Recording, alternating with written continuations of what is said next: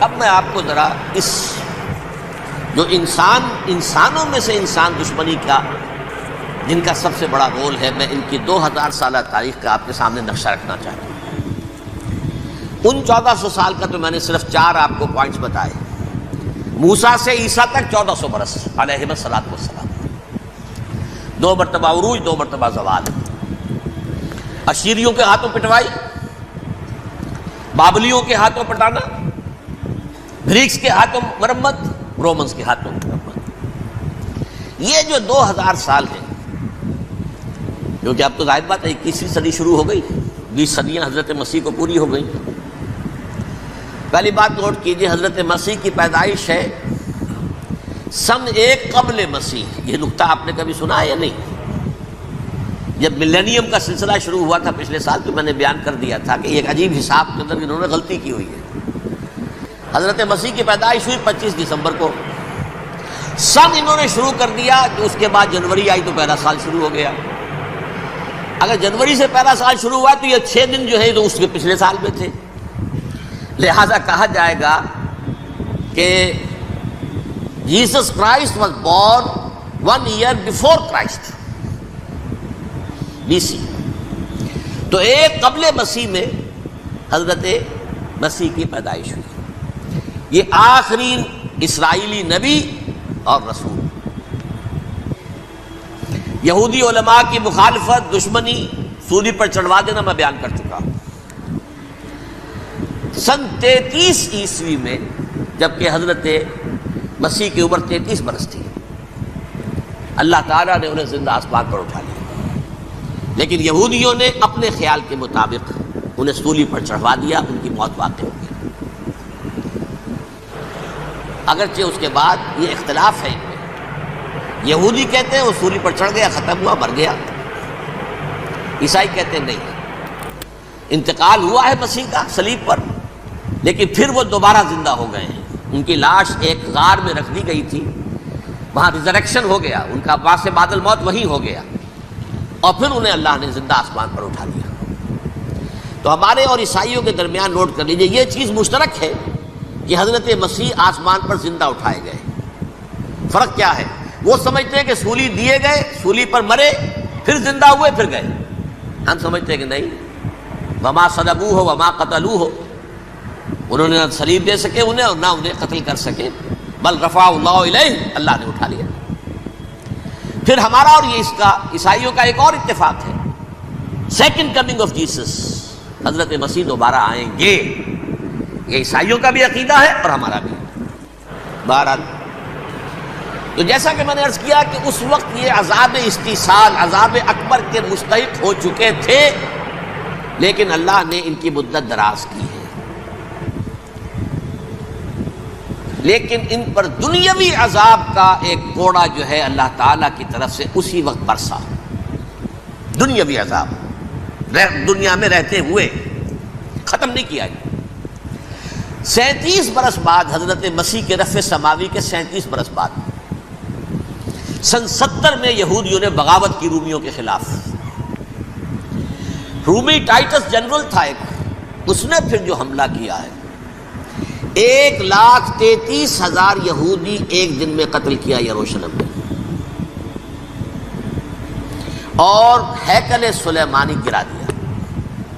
وہ ہیکل پہلے بھی گرا تھا، پہلے 1400 سال کے دوران میں بھی نبوکڈنیزر نے گرایا تھا، لیکن پھر اس کے 150 سال بعد انہوں نے دوبارہ بنا لیا تھا، اس لیے وہ اسے سیکنڈ ٹیمپل کہتے ہیں۔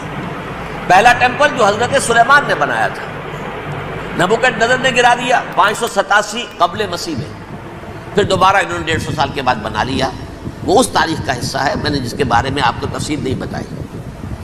اس میں یہ ہوا سن 70 میں وہ گرا دیا گیا، وہ آج تک گرا پڑا ہوا ہے۔ نمبر 2، یہ کہہ دیا گیا کہ یہودیوں اس ارض فلسطین سے نکل جاؤ، تم یہاں نہیں رہ سکتے اب۔ لہذا جس کا جہاں سینگ سمایا چلا گیا، یورپ میں چلے گئے، ایشیا میں آ گئے، عرب میں آ گئے یہ 3 قبیلے جو رات بھی میں نے عرض کیا تھا، بنو قینقاع، بنو نذیر اور بنو قریظہ، یہ وہاں سے آ کے مدینے میں آباد ہو گئے۔ جس کا جہاں سینگ سمایا، افریقہ میں، ہندوستان میں، جہاں چلے گئے۔ ڈایاسپورا اسے کہتے ہیں، وہ آپ نوٹ کر لیجیے اس لفظ کو، ڈایاسپورا، ہمارا دور انتشار، جبکہ ہمیں ہماری اصل سرزمین تو فلسطین ہے، حضرت ابراہیم کا مسکن، حضرت اسحاق حضرت یعقوب کا مسکن فلسطین، یہ ہے ہماری اصل جاگیر، یہ تو ہماری جدی پشتی جاگیر ہے، لیکن یہاں سے نکال دیے گئے سن 70 عیسوی میں، اور وہاں سے لے کے 1917 تک ان کا ڈایاسپورا جاری رہا۔ یہ دور انتشار ہے۔ اس دور انتشار کے اب چند حصے ہیں جس کو میں چاہتا ہوں کہ آپ علیحدہ علیحدہ سمجھ لیں۔ دور انتشار کا جو پہلا جو ہے تقریباً 300 برس، رومی حکمران تھے، وہ یہودیوں کے بھی دشمن تھے اور عیسائیوں کے بھی دشمن تھے، عیسائی اور یہودی ایک دوسرے کے بھی دشمن تھے، لیکن رومی سمجھتے تھے کہ یہ ایک ہی تھیلی کے چٹے بٹے ہیں۔ رومیوں کے نزدیک عیسائی بھی یہودیوں ہی کا ایک فرقہ تھے، کوئی علیحدہ مذہب تو تھا ہی نہیں،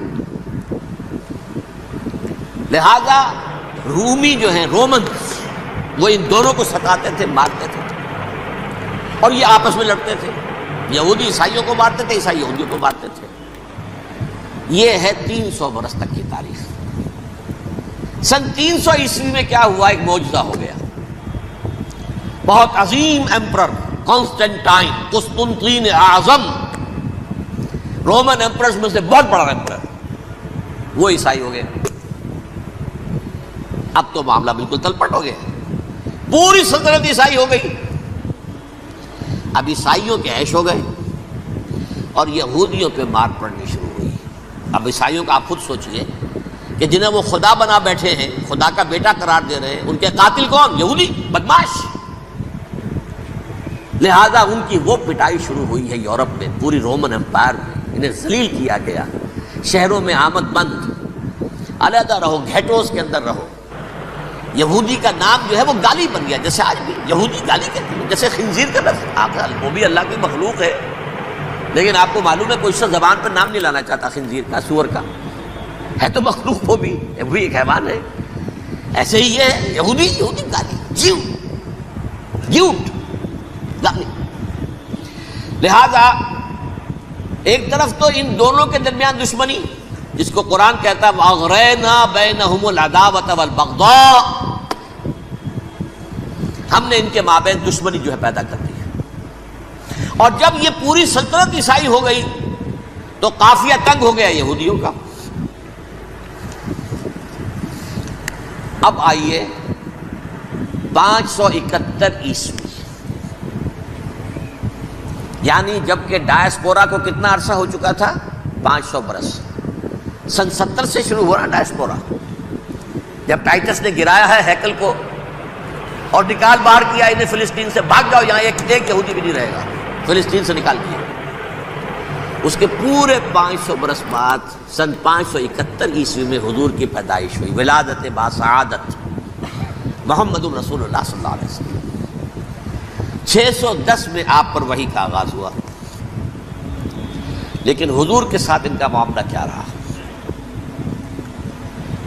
اول تو جبکہ حضور ابھی مکہ ہی میں تھے، یہودیوں نے ریشہ دوانیاں شروع کر دی حضور کے خلاف۔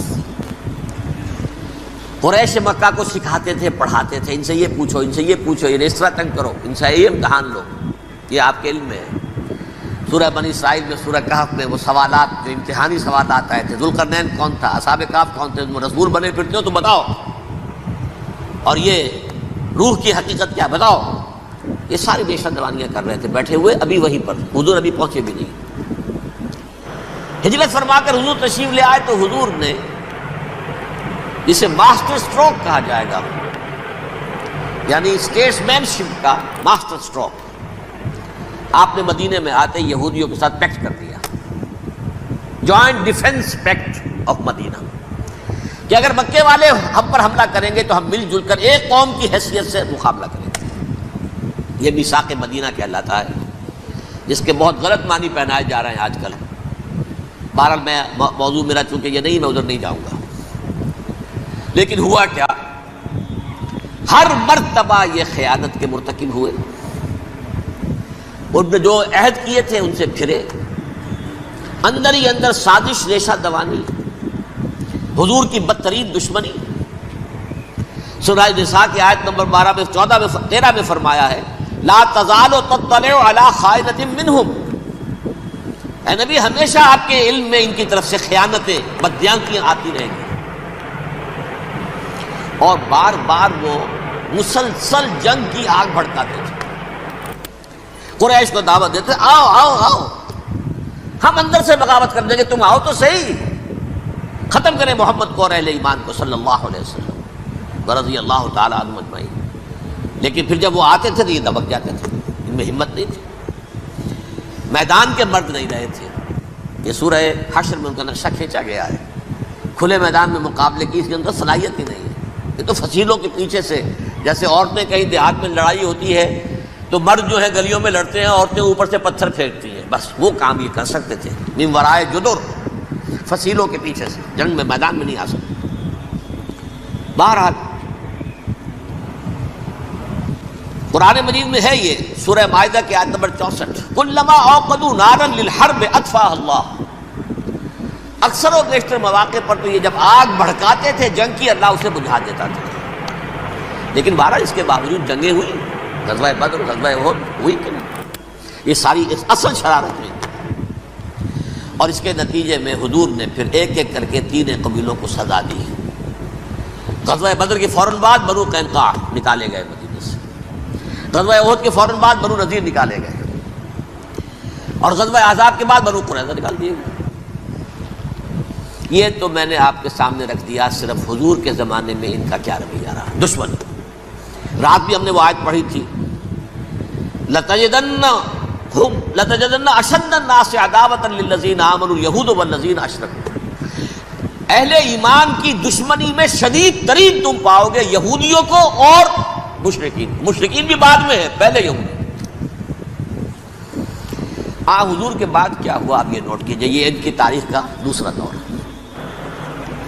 حضرت عمر رضی اللہ تعالیٰ عنہ قائد خلافت ہے. بیت المقدس کا محاصرہ کیا گیا، فصیل بڑی اونچی، شہر اندر سے سیلف سفیشینٹ، حملے کا راستہ کوئی نہیں. محاصرہ طول کھینچ رہا ہے لیکن ان کے پاس رسد بھی موجود ہے، پانی بھی موجود ہے، وہ دروازے بند کر کے بیٹھے ہوئے ہیں. بالآخر اللہ تعالیٰ کی مشیت کا ظہور کیسے ہوا؟ ان کے کچھ علماء آئے فصیل پر، کہا دیکھو مسلمانوں، تم قیامت تک بھی یہاں پڑے رہو گے محاصرہ کر کے، ہمارا یہ شہر فتح نہیں ہوگا. ہاں ایک درویش بادشاہ کے ہاتھوں یہ شہر فتح ہونا ہے، لیکن تمہارے اندر ہمیں وہ نظر نہیں آ رہا. ابو عبیدہ بن الجراح رضی اللہ تعالی عنہ امین هذه الامہ، وہ کا فوراً ذہن گیا وہ درویش بادشاہ مدینے میں بیٹھا ہوا ہے عمر رضی اللہ تعالی. اب ایک اور عمر بھی ہے جو قندھار میں بیٹھا ہے. نقشہ وہی ہے، سادگی کی حد تک نقشہ وہی، بالکل وہی، اپنی آنکھوں سے دیکھا وہی سادگی. عمر اول عمر ثانی تھے عمر بن عبدالعزیز. اب ایک اللہ کے فضل سے اللہ تعالیٰ ایدہ اللہ بنصرتہ، اللہ تعالیٰ ان کی نصرت فرمائے، دشمنوں کو ان کے مقابلے میں نیست و نابود کرے. انہوں نے ریکویسٹ بھیج دی کہ حضور تشریف لائیے، یہ شہر فتح ہو جائے گا. وہ ہے سفر تاریخی، اتنا طویل سفر، تقریباً 700 میل، ایک اونٹ، ایک خادم، ایک منزل پہ امیر المومنین اوپر بیٹھے، خادم آگے چل رہا ہے، اگلی منزل پہ خادم اوپر بیٹھا ہے، امیر المومنین آگے جا رہا ہے. اور جب پہنچے ہیں تو وہ باری تھی خادم کی. انہوں نے ہاتھ جوڑ دیا، حضور خدا کے لیے تم کیا کہیں گے لوگ، وہ میرا برا حال کر دیں گے، تمہیں شرم نہیں آئی؟ امیر المومنین پیدل آگے چل رہے ہیں نکیل پکڑ کر، اور تم بیٹھے ہو اوپر براجمان ہو. حضرت عمر فرمایا الدور دورک، نہیں باری تمہاری، بیٹھ. اس حال میں پہنچے ہیں. اور پھر یہ کہ ابو عبیدہ بن الجراح آئے ہیں، استقبال کیا ہے تو دیکھا ہے اس حال میں چلے آ رہے ہیں. عمر نکیل پکڑے ہوئے چلے آ رہے ہیں، اور کہتے ہیں کہ کہیں کیچڑ ویچڑ تھا، جوتے خراب ہو گئے تھے، وہ بھی اتار کے ہاتھ میں پکڑے ہوئے، کپڑے تو تھے ہی پھٹے ہوئے.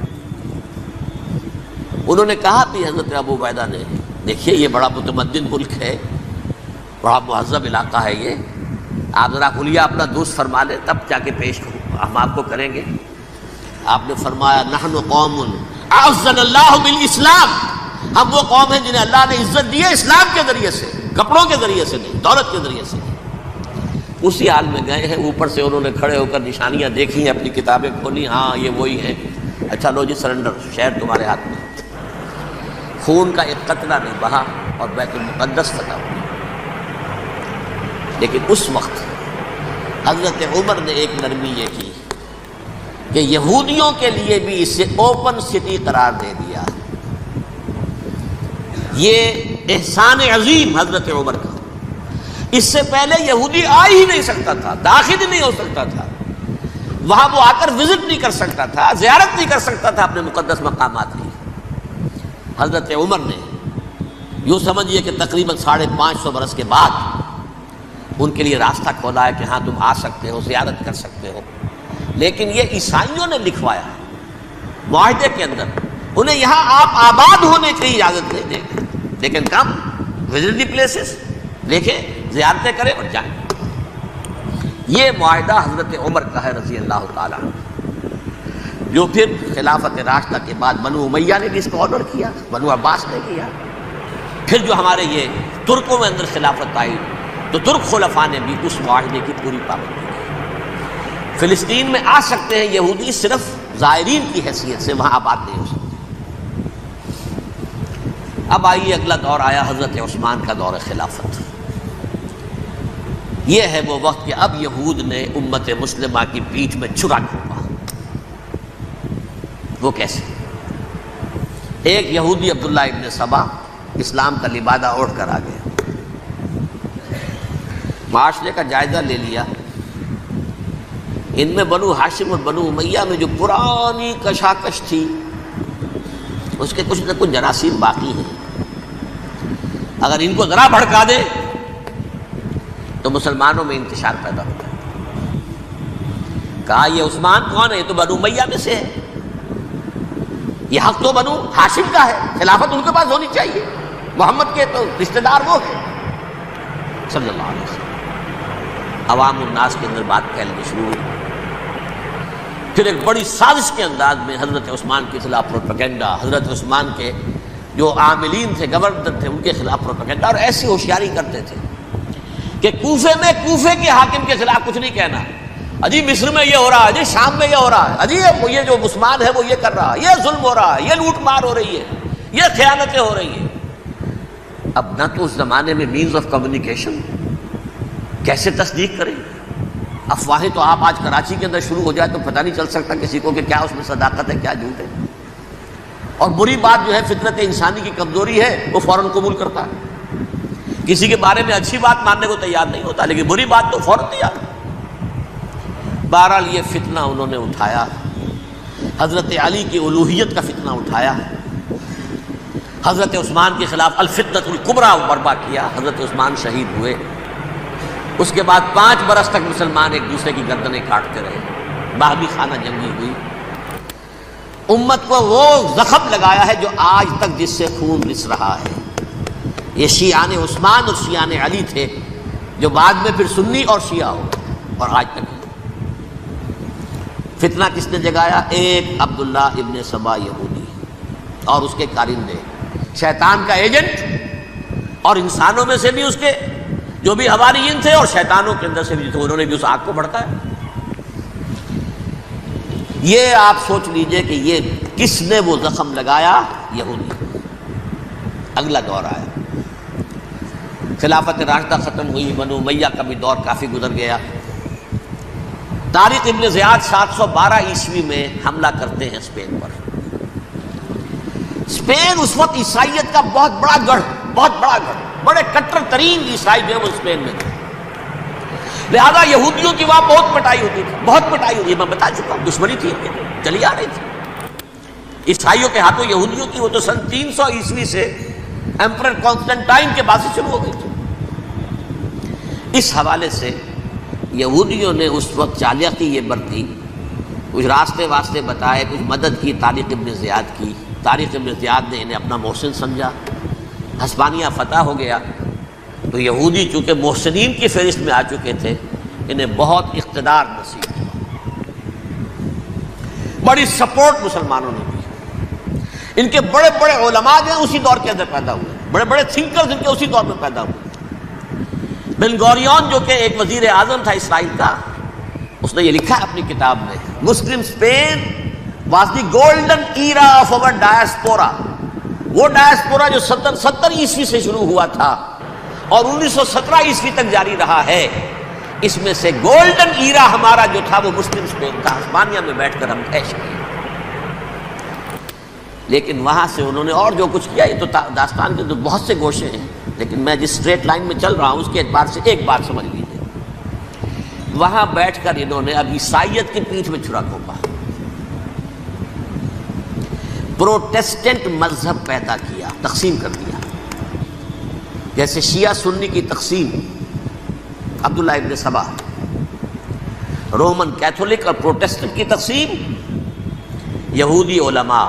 ہوتا کیا تھا، ہسپانیہ کی یونیورسٹیاں ہیں، کارڈووا میں ہے، ٹولیڈو میں ہے، گریناڈا میں ہے، غرناطہ، قرطبہ، تولیتلا، اور وہاں آتے تھے لوگ، فرانس سے چلے آ رہے ہیں نوجوان پڑھنے کے لیے، جرمنی سے چلے آ رہے ہیں، اٹلی سے چلے آ رہے ہیں، 3 ہی ملک قریب ترین پڑھتے ہیں سینٹرل جو یورپ کے ہیں۔ یہاں پر جو ہے وہ اسلام جو نور پھیلا رہا تھا اس سے بھی مستفیض ہوئے، جہالت کے جو ہے پردے ان کے وہ چھٹے، اس کے ساتھ ہی وہ یہودی وہاں ان کے اندر جو جراثیم داخل کر رہے تھے وہ اس عیسائیت کے خلاف بغاوت تھی، جو اس وقت دنیا میں عیسائیت اس وقت تھی، پوپ کا راج تھا دنیا میں اس وقت۔ یورپ میں جو عیسائیت تھی اس میں ایک طرف بادشاہ تھے، لیکن بادشاہوں کی حیثیت وہاں پر یوں سمجھ لیجئے کٹ پتلیوں کی تھی، اصل قوت پوپ کے ہاتھ میں تھی۔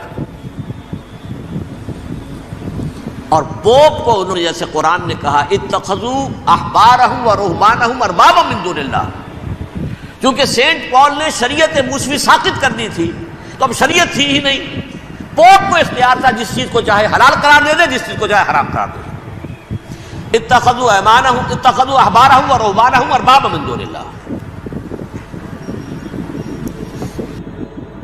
انہوں نے کہا صاحب یہ پوپ کس بلا کا نام ہے، یہ بھی انسان ہے، بات تو ٹھیک تھی نا، اصل حیثیت تو کتاب کی ہونی چاہیے، ڈیوائن بک، دی ریویلڈ اسکرپچر، لہذا اور یہ کتاب ہر شخص پڑھ سکتا ہے، کوئی پوپ کے باپ کو جو ہے کوئی اس کے لیے پروپرائٹری رائٹس تو نہیں ہے کہ صرف پوپ پڑھ سکتا ہے یا پادری پڑھ سکتے ہیں، ہم بھی پڑھ سکتے ہیں، ہم بھی سمجھ سکتے ہیں۔ یہ باتیں تھیں کہ جن کو بڑھا چڑھا کر بیان کر کے اور پوپ کا اقتدار ختم کرا دیا اور توجہ مرکوز کر دی بائبل کی طرف۔ اب بائبل میں بڑا حصہ تو اولڈ ٹیسٹامنٹ کا ہے، نتیجہ کیا ہوا، یہود کی عظمت پروٹیسٹنٹس کے نزدیک مسلم ہو گئی۔ اصل قوم تو یہ ہے، وہ دشمنی بدلی کہ نہیں بدلی، موسیٰ کی امتی یہ ہے، تورات موسیٰ کو دی گئی، ابراہیم کی نسل یہ ہے، لہذا وہ جو دشمنی تھی، جو عداوت تھی کہ ہمارے خدا کو سولی چڑھانے والے ہیں یہ بدماش، اس کا ازالہ ہوا۔ اس پروٹیسٹنٹ مذہب کے نتیجے میں یہ میں اب آپ کو بتاتا ہوں کہ ایک نتیجہ وہ نکلا ہے جسے برٹرینڈ رسل نے بیان کیا ہے، اس کی کتاب ہے ان پریز آف آئیڈلنس، صفحہ 108۔ وہ لکھتا ہے دی Christians retaining the Judaic belief in a special revelation added to it the Roman desire for worldwide domination and the Greek taste for metaphysical subtleties. The combination produced the most fiercely persecuting religion that the world has yet known. یہ 3 چیزیں آ کر عیسائیت میں مل گئی۔ ایک تو جب یہ اولڈ ٹیسٹمنٹ جو ہے وہ ان کے ہاتھ میں آ گئی، اور اس کے میں کچھ آپ کو بتا دیتا ہوں کہ اولڈ ٹیسٹمنٹ کی تعلیمات، کیونکہ یہ اولڈ ٹیسٹمنٹ جو ہے یہ محرف تھی، اصل تورات تو گم ہو گئی تھی 587 قبل مسیح میں، جب پہلی مرتبہ ہیکل جو ہے تباہ ہوا ہے اس وقت ختم ہو گئی تھی۔ اس کے کوئی 150 سال کے بعد انہوں نے یادداشتوں سے مرتب کر کے لکھی ہے، اب اس میں ان کے اپنے خیالات، اپنے امانی، اپنی توجیحات وہ شامل ہو گئی۔ لہذا میں آپ کو حوالے دیتا ہوں، اس کتاب کے اندر مظالم کی جو تعلیم دی گئی ہے، اہل کتاب نے اپنے مظالم قتل عام کے جواز کے لیے تورات میں تبدیلیاں کی اور پیغمبروں پر دہشت ناکی اور بدترین حرام کاری کے الزامات لگائے. سنیے، پہلا حوالہ ہے یہ گنتی باب 31 آیات 17-18. اس لیے ان بچوں میں جتنے لڑکے ہیں سب کو مار ڈالو، اور جتنی عورتیں مرد کا منہ دیکھ چکی ہیں ان کو بھی قتل کر ڈالو، لیکن ان لڑکیوں کو جو مرد سے واقف نہیں اور اچھوتی ہیں اپنے لیے زندہ رکھو. یہ کسی اللہ کی کتاب کا یہ جملہ ہو سکتا ہے؟ کسی ریویل بک کا؟ اور سنیے، یہ ہے استثناء ڈیٹرانومی باب 20 آیت 16-18. پر ان قوموں کے شہروں میں جن کو خداوند تیرا خدا میراث کے طور پر تجھ کو دیتا ہے، کسی ذی نفس کو جیتا نہ بچا رکھنا، جیسا خداوند تیرے خدا نے تجھ کو حکم دیا بالکل نیست کر دینا. مرد، عورتیں، بچے، بوڑھے سب ختم. یہ کتاب مقدس ہے. اور سنیے، سموئیل باب 27 آیت نمبر 9. اور داؤد نے اس سرزمین کو تباہ کر ڈالا اور عورت مرد کسی کو جیتا نہ چھوڑا. نمبر 4، ان سب آباد شہروں کو ماں، عورتوں اور بچوں کے بالکل نابود کر ڈالا. کتاب استثناء باب 3 آیت 6. یہ ہے جو کہہ رہا ہے برٹرنڈ رسل، کرسچینٹی میں آ کر اب یہ 3 چیزیں شامل ہو گئی. ایک تو یہ باربیرین، یہ تعلیم جو ہے، اور یہ مذہب کے نام پہ تعلیم، یہ کتاب مقدس کی تعلیم. نمبر 2، رومنز کے اندر جو ایک تمنا تھی ورلڈ ڈومینیشن کی، وہ عیسائیت کے اندر آ گئی. اس لیے کہ پوری رومن امپائر جو ہے عیسائی ہو گئی، اسے وراثت کے اندر ورلڈ ڈومینیشن کی جو ایک تمنا تھی وہ مل گئی. اور پھر یہ کہ انہوں نے جو توہمات تھے یونانیوں کے، ان کو بھی اپنے ہاں مختلف شکلوں کے اندر جمع کر لیا. ان 3 چیزوں کا the combination produced the most fiercely persecuting religion that the world has yet known. اس کے نتیجے میں دنیا میں تاریخ انسانیت کے اندر جو بدترین خوخار ترین مذہب ہو سکتا ہے وہ شکل عیسائیت نے اختیار کی. اور اس کا مظہر عتم کیا تھا؟ نوٹ کیجیے،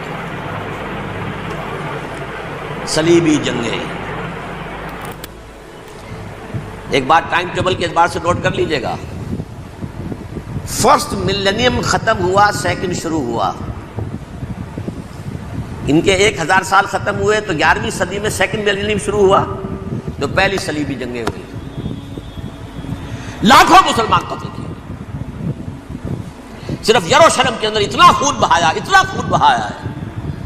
کہ خود ان کے ہسٹورینز لکھتے ہیں کہ جب ان صلیبیوں نے جب گھوڑوں کے ساتھ وہ چل رہے تھے گلیوں میں، تو ان کے گھوڑوں کے گھٹنوں تک خون کی ندی بہ رہی تھی. جہاں سے گزرے ختم کرتے چلے گئے، آبادیاں کی آبادیاں ختم کرتے. اگرچہ اس کروسیڈ میں گیہوں کے ساتھ گھن بھی پسا، یہودی بھی بہت مارے گئے. یہ فرانس سے، جرمنی سے جب یہ کروسیڈرز آ رہے تھے، 3000 میل کا سفر طے کر کے آئے تھے. سوچئے اسے. اربن ثانی پوپ جو تھا، آگ لگا دی تھی اس نے پورے یورپ کے اندر. شرم سے ڈوب مرو، تمہارے مقدس علاقے مسلمانوں کے ہاتھ میں. انفیڈلز، یہ کافر، یہ مرتد، یہ ملحد. مسیح جہاں پیدا ہوا، مسیح کو جہاں سولی دی گئی، وہ کہاں ہے؟ ان کے ہاتھ میں. وہ آگ لگائی ہے، 3000 میل کا فاصلہ طے کر کے یہ قومیں آئی ہیں وہاں، اور جو تباہی مچائی ہے. تاریخ انسانی میں ایسی بربریت کی کوئی مثال. اور یہ ان کے اپنے ہسٹورینز لکھتے ہیں. شرم کے مارے ایسے محسوس ہوتا ہے جیسے ان کی گردنیں جھکی جا رہی ہیں.